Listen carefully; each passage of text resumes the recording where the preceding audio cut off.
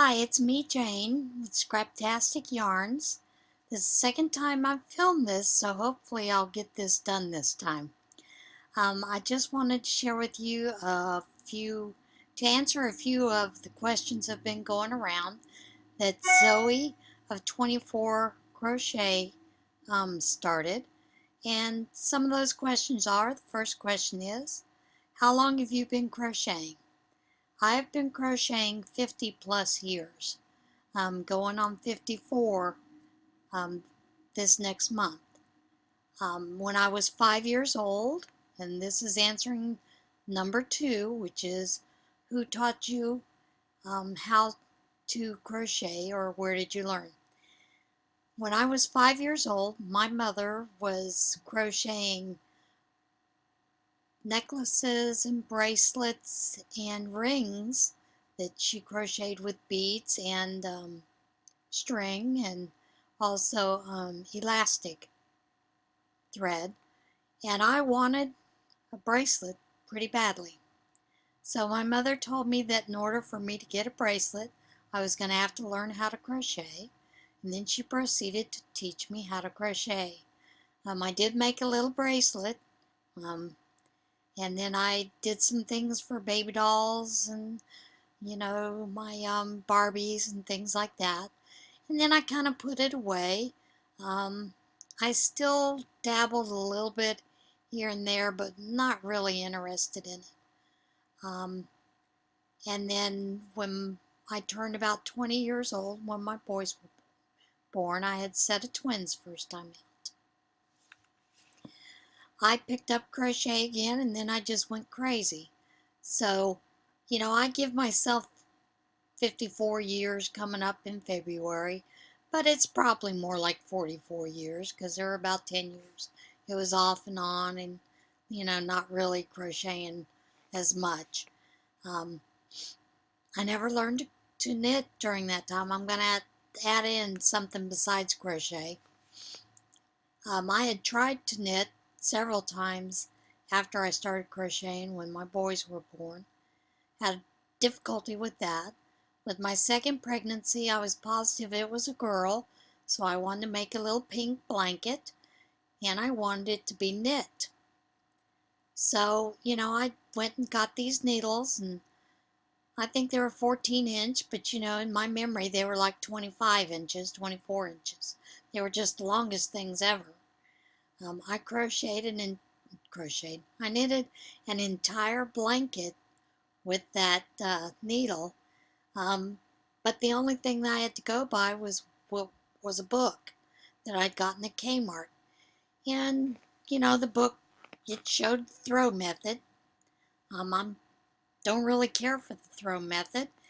And the thing that bothered me with throw method with those long needles is the needle kind of flopped around and, you know, stitches would slide and all this kind of stuff. So I would put that needle in my belly button and proceed to knit the rest of the blanket. Well, I was almost done with the blanket and had an OB visit. I put away my blanket that I was knitting, went to my OB visit, and the OB doctor wanted to know why my belly button was so red and inflamed, and I had to tell him that that's where I put my knitting needle. Well, he proceeded to have a hissy fit and tell me not to do it ever again. Of course, I did do it again because I had to finish the blanket. But he didn't know that I did that. So that's my crazy little story of my first time, knitting. I didn't do anything after that because there weren't really a lot of books around where I lived at. I grew up in Roswell, New Mexico. There weren't very many yarn shops. There was a Kmart and an Alco where you could get yarn and things. And Kmart was the big store where you could get yarn mostly. And then I've always worked with computers, probably since the 90s, early 90s. And of course, one day I kept thinking, I want to learn to knit, I want to learn to knit. Didn't know anybody that knit and no one to show me how to knit. So one day I'm watching a YouTube video and I see continental knitting. I thought, well, I'm going to try that. I tried it. It clicked.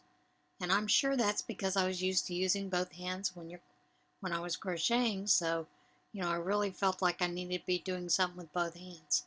Or maybe it's because that's the way I hold my yarn to begin with when I was crocheting that it clicked. But it clicked, and after that I was off and running with the knitting and haven't turned back since. That's my little story about learning to knit and crochet. Why did you start making YouTube videos?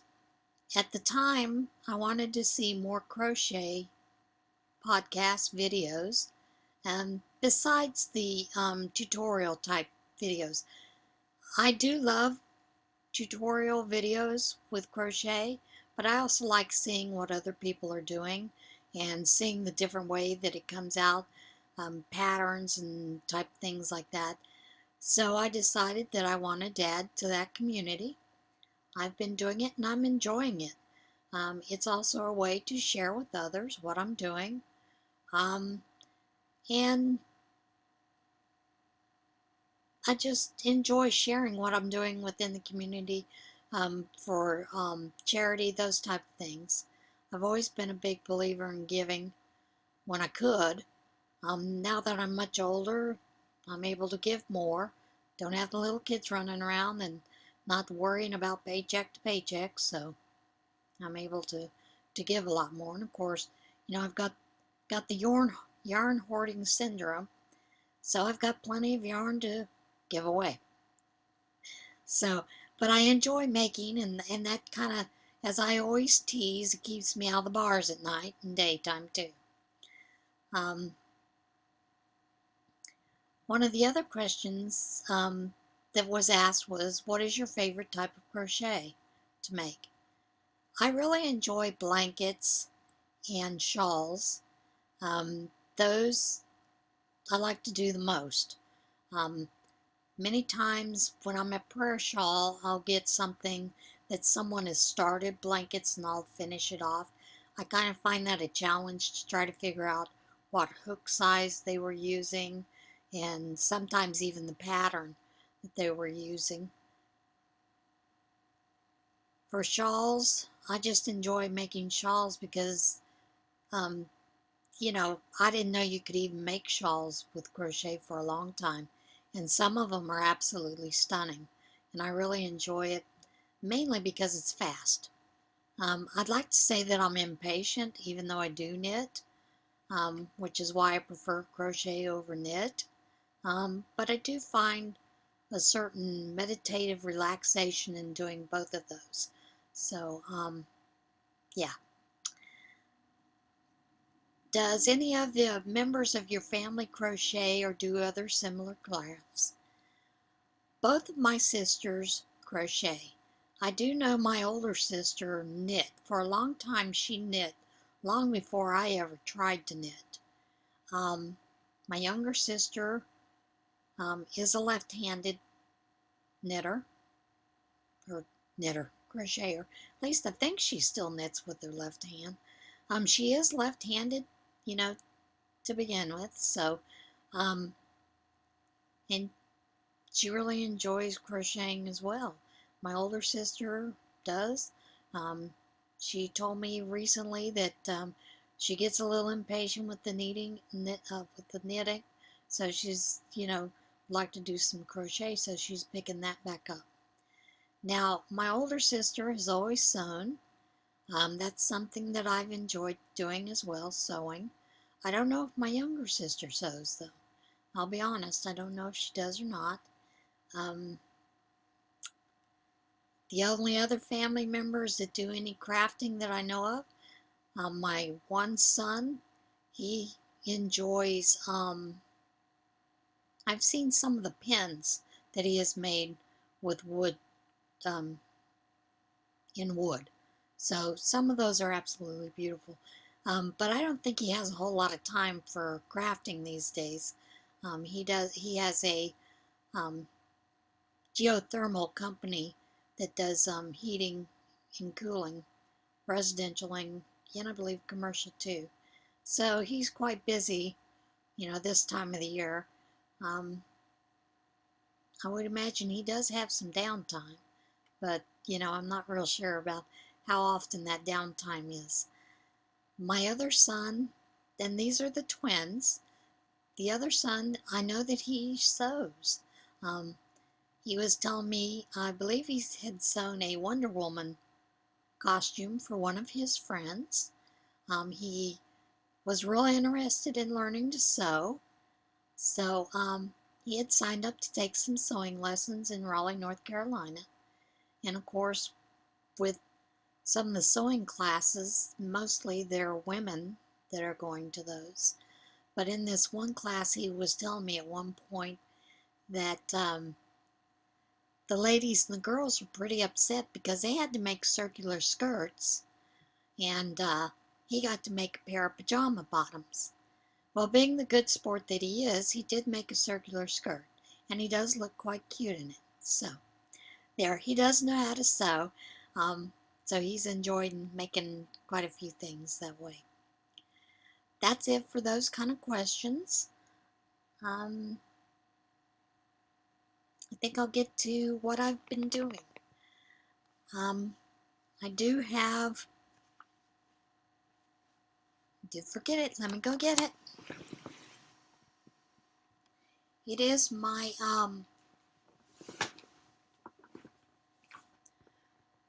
shawl, the butterfly stitch shawl.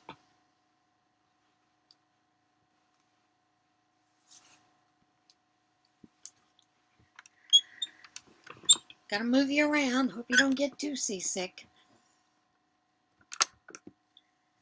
I did get it finished. I haven't blocked it yet. So it came out really nice, weaved in the ends. Really enjoyed it. I used a mandala in I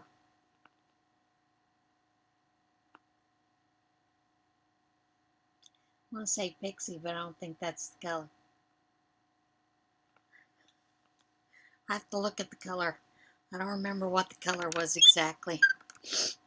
I've been continuing to work on my basket weave, the cast on with Bob Wilson 123, and it's just using up all the scrap yarns. Really enjoying it. I do have one blanket finished. That's the second that I've started. The only other thing, well, I've got two other things I've started. Cheryl over at Knit and Crochet with the Gilmore Girl had a cowl going on, and that cowl was for the February lady sweater, and that's been on my list for many years. So I just started mine, and I'm using and I believe I showed it to you about 2 weeks ago or so, was a purple, dark purple color. With my goals, one of the things I had decided to do was I want to get these things that are over here on this side, those bags, finished. I do have one Tunisian shawl, which is the Honeymead by Aohibi Ni. And I'm butchering her name, I'm sure. But my problems with it, because I've contacted every way I know except for her Patreon group, and I'm not going to pay. I'm not going to give her any more money if she's not going to bother to answer the questions that I have about this that I have an issue with, because the math doesn't work out for me. No matter how I work it out, math just doesn't add up. So I'm having an issue with that. But then the other things are knit. So, and I wanted to do more crochet things. I wanted to add some crochet cables and some Tunisian cables. I haven't started that, but I decided that I want to get some of those things done first. But I did make a deal with myself that I could cast on one thing. Now I wanted to do the cowl that crochet along that Holly over at Yarn Journey had going with the honey blossom shell, even though so many problems having problem with it. I do have two cakes of mandala that I want to use that to do with. So, but the deal that I made with myself was I could only cast on one thing other than that's crochet related, other than those items that are knitted left to do. So I found I'm needing more scarves, although I haven't worked any more on my scarf, for the Hope Enterprise yet. Needed more scarves, so I decided I want to start another scarf. Of course, this one's in Tunisian. It's a stitch that the Crochet Lady had, and it's a really neat little stitch, and I really like the way that it's coming out. This is a 20 stitch row, and it's just a very neat stitch, and I'll link that below. Very simple, very easy to do. When I look at a lot of her videos, because she does a lot of lace stitch Tunisian, and that's something that I want to learn a little bit more. I do have a Tunisian pattern that I've written that I want to add some lace into it. So I'm looking at different lace patterns to see if there's a way that I can add some lace in it to change it up a little bit, because it's pretty much a plain Tunisian item. It was based off the Oye or Oye shawl that's done in crochet. It was done that. I had nicknamed it Frilly Fusion, I believe is what I've got it nicknamed, under Ravelry. I just have a picture of it under there as one of my projects. I haven't written up the pattern, although I do keep notes and everything. I just need to write the pattern up. But I wanted to add some lace, different type of lace throughout that panel. So I'm looking at some different options to add into that. Now, this lace, of course, wouldn't work in that, but it is a beautiful pattern.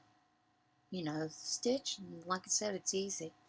So when I look at those patterns that are stitch patterns that are done by the Crochet Lady, I tend to write them down so that I can remember them, so that when I go to look at the encyclopedia, Tunisian encyclopedia that's done by Arnie, I can't remember her last name, to see if that's in there, or to see if it's in Kim Guzman's Book of Tunisian Stitches, so that I can see if it's in there, so that I can also use that as a reference point for folks that want to follow that pattern.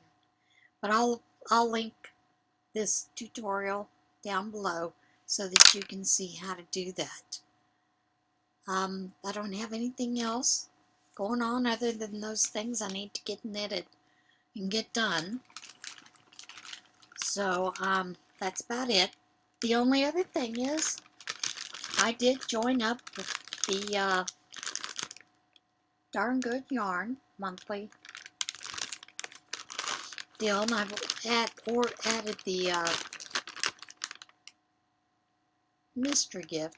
And of course, they've already put out on Facebook what the mystery gift was, which the mystery gift is supposed to be a set of knitting needles and a crochet hook. Of course, with my first batch, I didn't get either one. Got a note saying that they had been overwhelmed, and that'll come in my next month package. I did, however, get this lovely variegated yarn. And it looks like it's a silk. It feels like it's silk. I don't know if it is or not, because there's no information about it. And generally, I will tell you, one of the things that I liked about this company is they not only work with people who need a lift up, but they also work with a lot of overseas people who need a way to get their materials out to be financially stable. The other thing that I got was this yarn. It's real pretty. I call it almost wine color, claret maybe. It's called Yickety Yak, Nepali Yak Wool Yarn. And the way that it reads is, by the Himalayans, this yarn is handmade, hand-dyed,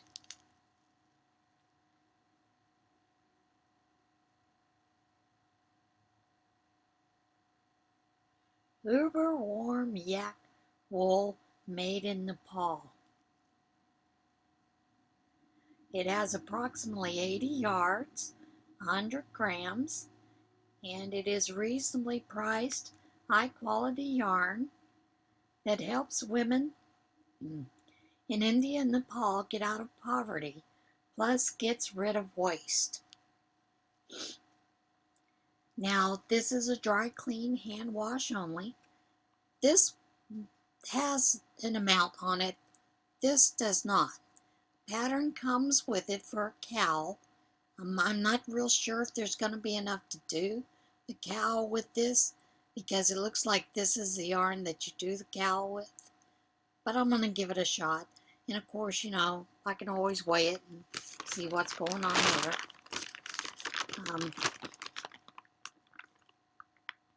I think that's about it. The only other thing is, when I first got this, my first concern was that because it's yak, that I might be allergic to it. For some reason, I was thinking yak was part of the dromedary family, and I'm allergic to alpaca, which I found out by knitting an alpaca scarf and hat for my son.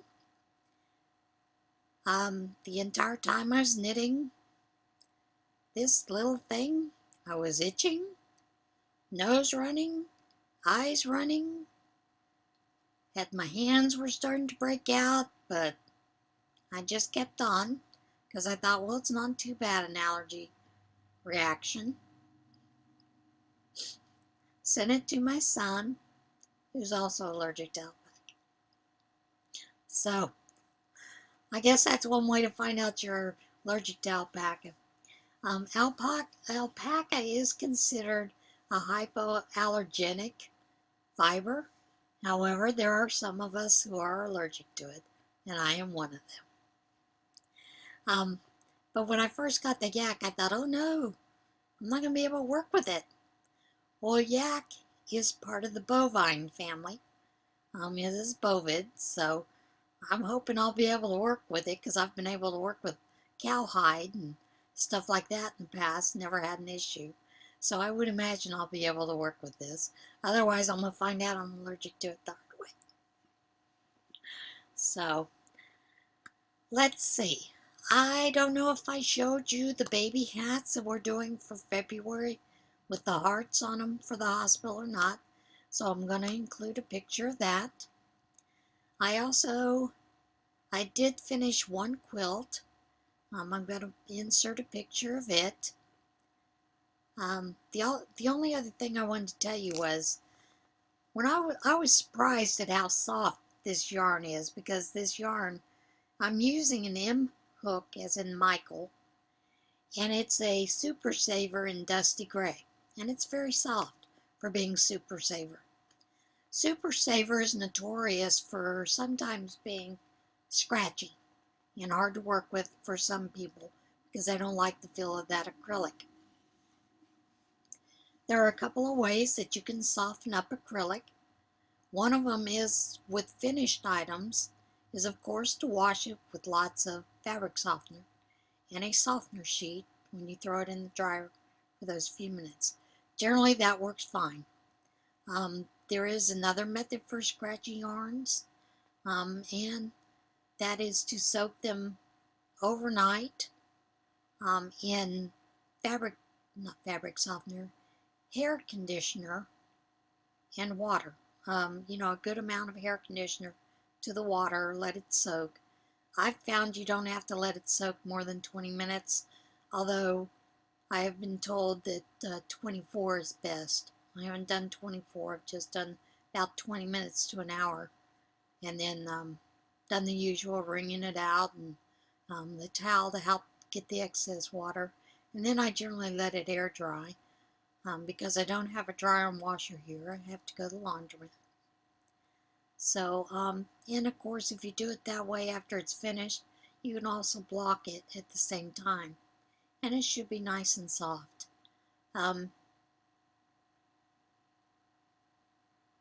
The other way is to actually, before you even start crocheting or knitting your item, is to take the ball band off the skein of yarn. You're going to loosen up that ball yarn, pretty much like basically just doing this kind of thing to it. And putting it in a lingerie bag. And then doing any of the other two methods I told you about. The only thing is if you do it in, washing it in the washing machine, putting in fabric softener, and then drying, you can either air dry it in the dryer, and if you don't want to do that, then you can air dry it for a little bit and then let it air dry out, just sitting out. You keep it in the lingerie bag the entire time. I've never had one get messed up to where you can't still use the center pull. They've worked perfectly fine. I will add a picture at the very end of those hats and the quilt. I do plan on Thursday doing another video for the small yarn creators. I will list many of the podcasters and video YouTubers that I watch. As you know, YouTube is changing the rules again for those who monetize. There are quite a few that would like to build up their subscribership, so that's what this small yarn creators is to do, is to bring awareness to other channels and give you an opportunity to check those other channels out. I am going to give you two channels that I really liked watching. Well, three. Miss Crochetlarella, Scallywag Stitches, and French Fried Crochet. French Fried Crochet, this gal is very talented. All the ladies are talented. I don't want to say that they're not. They're all very talented. But she has a troll doll that she's done, and it's absolutely amazing. She does sell them on Etsy as well, but she likes to do a lot of giveaways with her amigurumi, so it's kind of neat to see what she's got going on her hooks. So check those out, and I will see you later. So long.